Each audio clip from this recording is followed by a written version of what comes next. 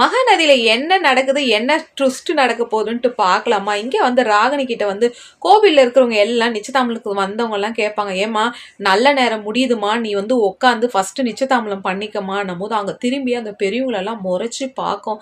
அதுக்கு ராகினியோட அம்மா வந்து சொல்லுவாங்க, வாமா நம்ம அப்புறம் போய் அப்பாவை கூப்பிட்டு வரலாம், நீ உட்காந்து ஃபர்ஸ்ட் உனக்கு நல்லது நடக்குதுமா, நிறைய டைம் உன் மனவேற வந்து வந்து இது அபசகனமாவே போதுமா, நீ வந்து உட்காந்து ராகினி நீ வந்து ஃபர்ஸ்ட் மோதிரம் மாத்திக்க ராகினின்னும் போது அந்த இடத்துல ராகினி ஏற்கனவே பேயாட்டம் ஆடுவாங்கங்க. இந்த இடத்துல வந்து அப்பா சொல்லவே வேணாங்க, வேற லெவல்ல பர்ஃபார்மன்ஸ் பண்ணியிருந்தாங்க நம்ம ராகினி. அவங்க அம்மாவை திரும்பி முறைச்சு பார்த்துட்டு, என்னோட அப்பாவே போயிட்டாரு, எனக்கு வந்து இப்போ இது என்ன நிச்சயதாம்பலம் எனக்கு தேவையா அன்ட்டு அந்த இடத்துல அஜய் வந்து சொல்லுவான், வா ராகினி நல்ல டைம் இது ஒன்றும் வேண்டான்ட்டு அவங்க அப்பாவை பிடிச்சின்னு போறாங்க. அப்படியே ராகினி வந்து ரொம்ப உண்மையா அப்பா அப்பான்னு கத்தின்னு போதுங்க. அவங்க அப்பாவை எல்லா இடத்துலயும் அசிங்கம் பண்ணிடுது.